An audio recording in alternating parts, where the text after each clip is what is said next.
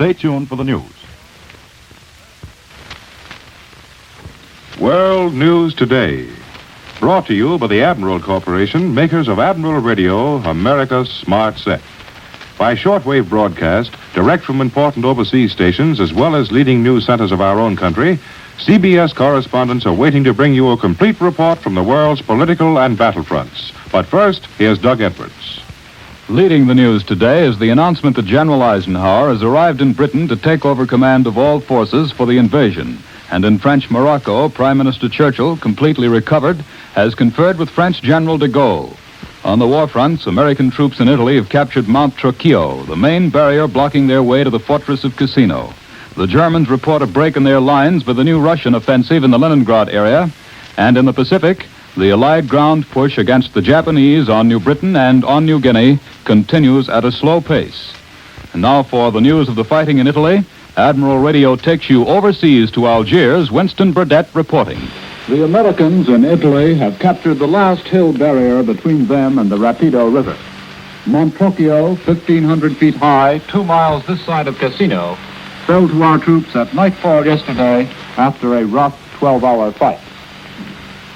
Here in Algiers, it was announced today that General de Gaulle met Winston Churchill last Wednesday at Marrakesh in Morocco, where the Prime Minister is now almost wholly recovered from his recent illness. The meeting of the two leaders was their first since last June. From all accounts, it was one of their most cordial.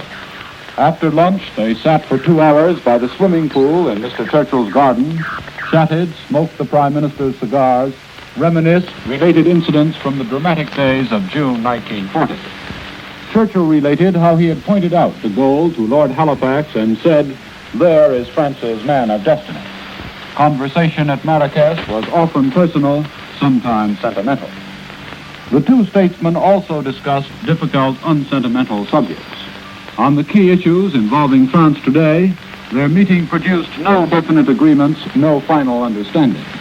It did produce, according to the French here, fairly good assurances by the Prime Minister regarding shipment of arms to French guerrilla fighters. Not quite so firm assurances regarding the possibility of some form of Allied military administration in France during the Allied invasion, a possibility which alarms and dismays Frenchmen here. It's understood that on all subjects the Prime Minister spoke in a friendly way and said something should be done without definitely committing himself. Mixed with their disappointment that nothing positive was decided, Frenchmen here show satisfaction that Mr. Churchill so obviously feels the necessity of reaching a sounder, closer understanding with the French and the French Liberation Committee. That is the chief impression left here by the Marrakesh meeting. It is encouraging to Frenchmen, even though they realistically point out that in all matters affecting France's future, the final decision rests at least as much with Washington as it does with London. I return you now to New York. More news in just a moment, but first here is Warren Sweeney with a word from Admiral Radio. Radio sending sets, perhaps Admiral built, have been parachuted by Allied planes to Europe's underground. Luigi, the Italian farmer, is a member of that underground, and one day, not long ago, this is what happened. Luigi stopped toiling in his vineyard and stood motionless to watch a formation of Nazi bombers overhead. He counted them and carefully noted the type of each plane. He wasted no time cursing this enemy who had confiscated his crops, but hurried to the shed where he kept his wine barrels. There, from a barrel with a false bottom, he took a small, compact radio sending set. In code, he reported to the Allies through radio, underground, the time, direction, and number of planes in the formation. Then he relaxed, secure in the knowledge that these hated Nazi planes would never reach their objective. Through radio, underground, Allied interceptors took to the air in time to inflict another defeat upon the enemy. Radio, indispensable to victory, continues to do its important job. Not only in the air, on land, on and under the seven seas, but underground. In pre-war days, Admiral Corporation was the world's largest manufacturer of radio phonograph combinations with automatic record changers. The Admiral's skill and Admiral precision engineering that made this possible have been dedicated to the production so necessary for final victory. Admiral equipment is fighting on every front, war-proved, battle-tested. The many advancements brought by war will be found in your new peacetime admiral, America's Smart Set. Now, here once again is Doug Edwards. Admiral Radio takes you now to CBS Washington. Don Pryor reporting. It has been known here for several days that General Eisenhower was in Washington and that he conferred with the high command and President Roosevelt before leaving for London to take up his new job as Allied invasion commander. But his presence here had been kept secret pending his safe arrival in Britain.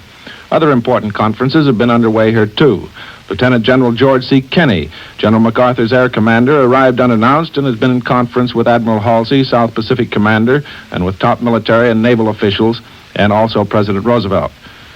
The President and Secretary Hull are considering the Polish government's request for British and American diplomatic intervention in the Polish-Russian border dispute. Undersecretary of State Stettinius said last night in a radio broadcast that this country has everything to gain and nothing to lose from the closest cooperation with the Soviet Union. Meanwhile, the aroma of politics is becoming stronger here every day. The Democratic National Committee will meet here Saturday to pick a time and place for the party's presidential convention, which probably will be in Chicago in July. On Capitol Hill, the House will take up the mustering out pay bill tomorrow. I return you to Admiral Radio in New York. This week, our Army bombers continue to soften up Jap bases in the Central Pacific. For a first-hand account from the commander of our 7th Air Force, Admiral Radio takes you to CBS Pearl Harbor. Webley Edwards reporting.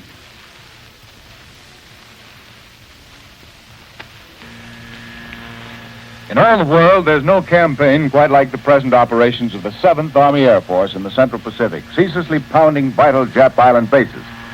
I'd like to introduce the commanding general of the 7th AAF, Major General Willis H. Hale, just returned to Hickam Field from the bombing front. General, we're most interested in learning of the men who make these tremendous flights. These men are flying trackless ocean wastes with no landmarks to guide them, navigating to tiny pinpoint targets, bombing their objectives, and returning to their own pinpoint bases. On 50 missions from November 12th through January 7th, they averaged more than 2,400 miles per mission in their pre-invasion bombing of the Gilberts and their present strikes against the Marshalls. We are engaging in continuous operations, and we have many objectives.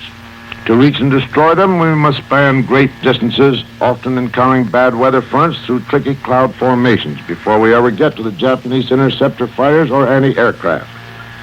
Because of the exceptionally long flights our bombers must make to reach their objectives, the strain, both mental and physical, is very great. How heavy have losses been, General Hale? Our losses, while grievous, have been very light indeed. Nevertheless, we are determined to inflict as great damage as possible on the enemy with the smallest possible loss to our own men. We believe we can do this. For the kind of continuous operations you've outlined, General, is there a limit to a flyer's efficiency? These men would go on flying until dead if we asked it of them. But we believe that if we can give the men assurance of a chance to live before the percentage catches up with them, we will have better flyers and accomplish greater results. To this end, we have established a goal of 30 missions per man. We have figured that in 30 missions, the men have better than a 50-50 chance of coming out alive. When a man has completed 30 missions, we send him back as an instructor in the nation's training schools where his experience is extremely valuable. We've also developed a plan where, after finishing about half of his 30 missions, some 12% of the flyers in rotation come back to Hawaii for a short recuperation period. They return much refreshed and ready for more action. A total of 30 missions is a lot of action, General. Yes, it is. In 30 missions against purely military objectives, a man gets as much action as some ground troops might get, only in years of intermittent warfare. We may even lower the quota of missions later as we have more time to observe results. Have you a word from the men of the 7th AAF to the people back home, General? These men are a long way from home, flying extremely hazardous missions against a very determined enemy. They are doing a great job in the face of great personal danger and discomfort. They are pioneering a strange new kind of aerial warfare in a strange new part of the world, and they are doing it well. You may well be proud of them. I am. Thank you, General Hale. This has been an interview with Major General Willis H. Hale, commanding the 7th AAF in the Central Pacific. This is Webley Edwards, returning you to Admiral Radio in New York.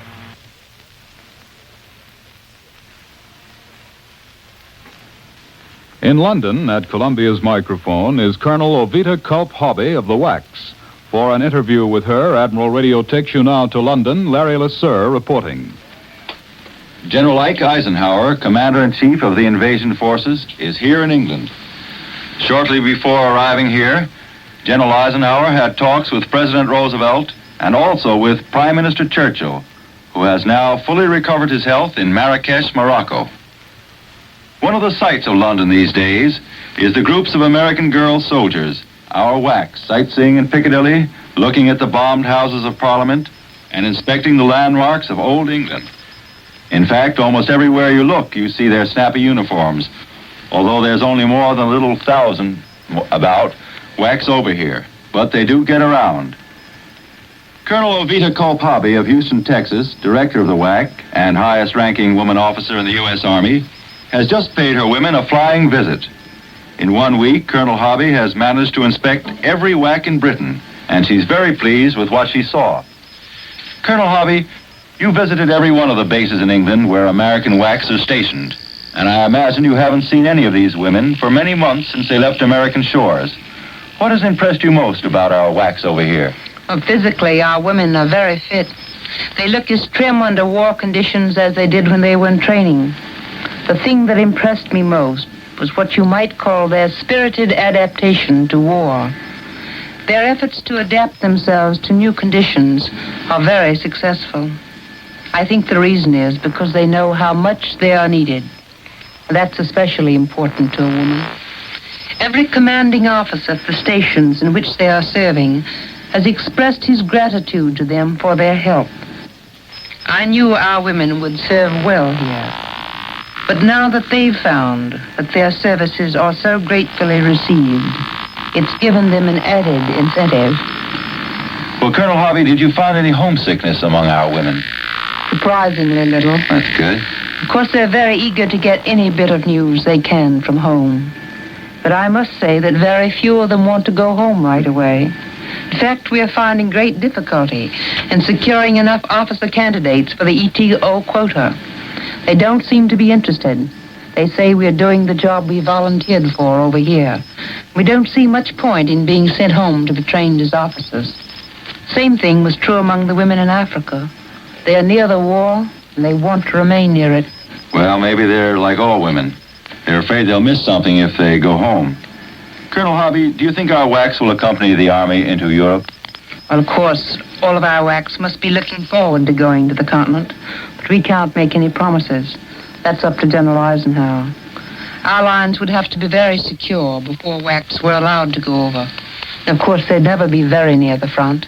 Well, I guess all our WACs must be eager to see Europe anyway. Colonel Hobby, have the WACs over here found time for romance?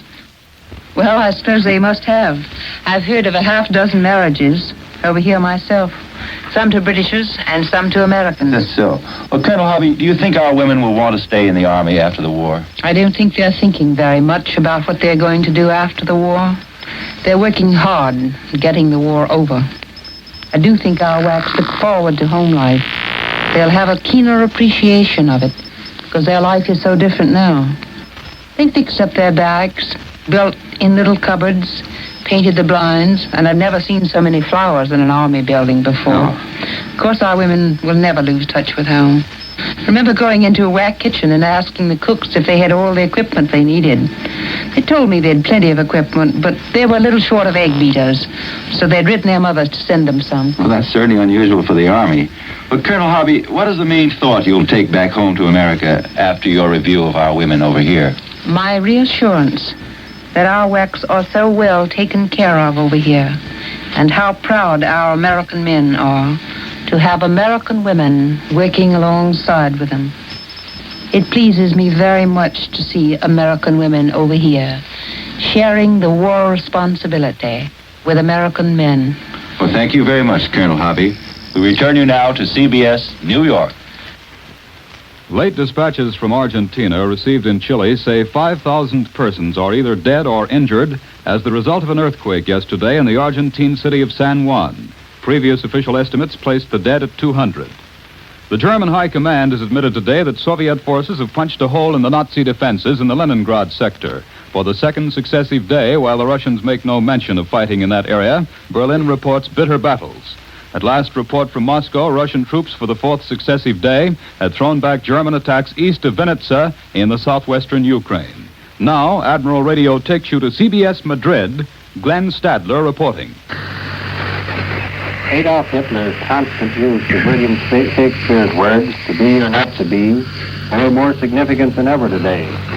Although Berlin claims that the Russian offensive doesn't inspire serious fears to the High Command, a local military commentator warns that the Wehrmacht has absolutely no other choice than to attack or retreat. The third possibility of standing still is out of the question because of Soviet power. The Germans, he says, cannot hold the present long zigzag line. The Germans say, he quotes, that their retreat is due to the shortening of the front, so it can be defended with less men. That intention seems logical, he agrees, but at the moment the front is growing longer. Berlin reports also contend that the new Russian offensive toward Estonia has not been a surprise, and that the capture of Sarny has no military importance. All the Soviet gains are merely advances of exploration, they argue. Thus, there shouldn't be so much political fuss about Poland because that country still is firmly in German hands. Sarny, of course, is 40 miles inside the 1939 border.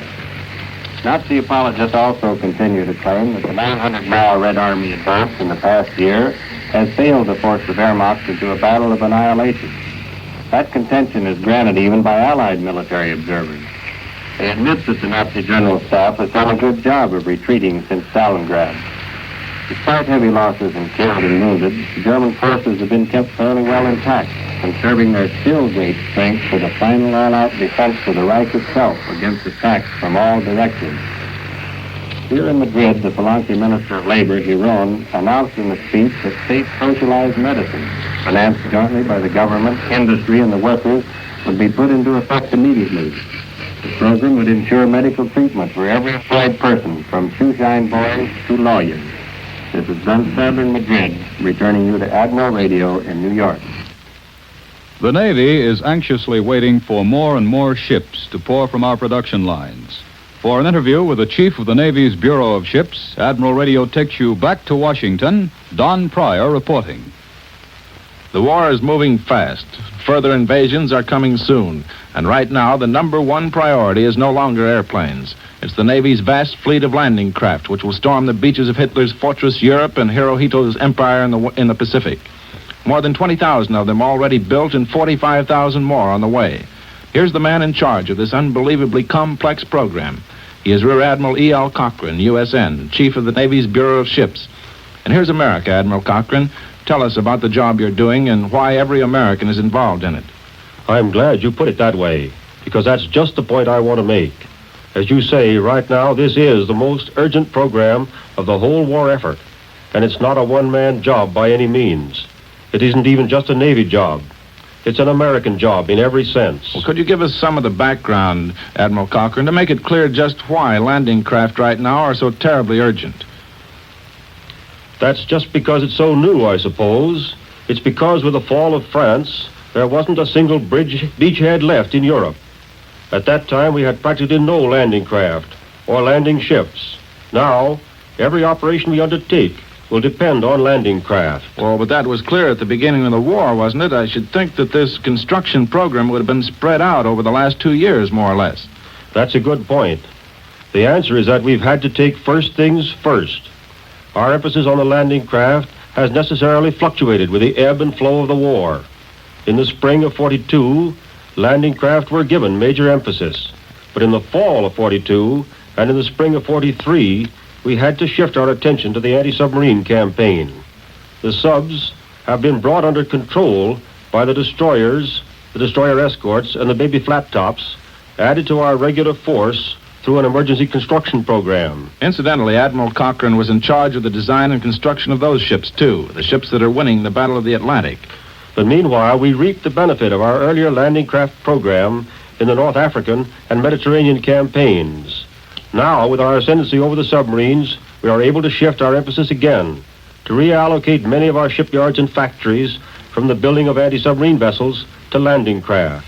And now we are moving at full speed to keep on top of the timetable.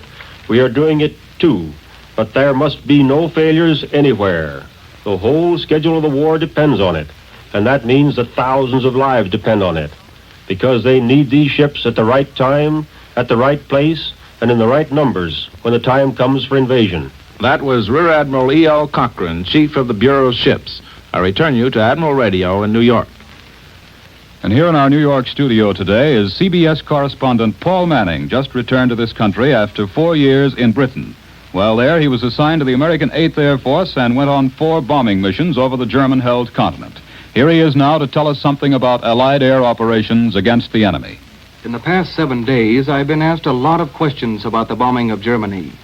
When we lost 60 bombers and 600 men Tuesday afternoon, people here suddenly realized that the German Air Force was still strong. People have said to me, if the bombing is so good and if we shoot down so many German fighters, how can the Germans keep it up? Well, I certainly don't know all the answers, but here's a few observations I've made after watching this business of bombing Germany. When American and British bombers go for a target in Germany, sometimes they hit it and sometimes they don't. It usually depends on weather. I've known the RAF to try for Hanover and then miss by 20 miles. And when American planes headed for Stuttgart last September 6, they failed to even find the city. Heavy clouds covered the whole target. We lost 45 bombers, that's 924 men, on that day in running battles which accounted for 84 German fighters. Yet some 80% of those German pilots were able to bail out and return to battle the following day. There are times when visibility is so good our bombers can't miss. The docks at Gdynia, the German fighter plane factory at Mariensburg, the U-boat sheds at Vegasack, they were all smashed on such days. Well, what about night bombing, Paul? Do they still need a bomber's moon to do maximum damage to Berlin? It certainly helps. That new technique of bombing through clouds, either by day or night, is still not perfect.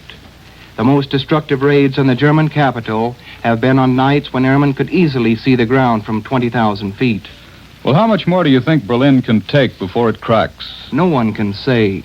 So far, the German capital has had over 15,000 tons, and she's still holding up. But Air Chief Marshal Harris states that his attacks will continue until Berlin has been saturated with 70,000 tons. This tonnage won't come all at once. German cities, like Brunswick, and the French coast opposite Dover, where rocket guns are said to be installed, now have equal priority with Berlin. Well, what's your opinion of these rocket guns, Paul? Do you think London is going to be smashed by rocket bombs? Well, Doug, frankly, I don't know. The experts in London are divided. Even the War Cabinet isn't certain. I do know that the rockets which the Germans are now using against American bombers are terrible instruments of destruction. Today, the German Air Force is fighting with bitterness and great skill. They know it's the Luftwaffe who keep defeat from the German home front. Thank you, Paul Manning. And now, once again, here is Warren Sweeney with a word from Admiral Radio. No doubt many of you find that your radio doesn't always work properly. And you've said, after the war, I'm going to get this set completely overhauled. That's a commendable thought on your part, for many Admiral dealers are fully occupied making essential repairs. But it's possible that your trouble may be of a minor nature, something that, with the aid of Admiral's Home Checkup Chart, you can remedy yourself. Admiral's Home Checkup Chart describes and illustrates 20 adjustments that are easily made and frequently correct minor difficulties in perception. Here, for example, is one of them. Carefully check the wires leading to the wall socket plug. These often become loosened or completely disconnected. If it is the old-style plug, these connections can be tightened with a screwdriver. If the plug is the molded-in rubber type, it can be inexpensively replaced. Of course, if there is a structural failure or a major trouble with your set, always consult your Admiral dealer, the man in your community best equipped to give you satisfaction. But it may save his valuable time if you will get an Admiral Home Checkup Chart from him, or get one by writing a card or letter to Admiral Radio in care of this station. The 4th War Loan Drive begins on Tuesday of this week. It is imperative that we Americans purchase in the next 4 weeks $14 billion worth of war bonds.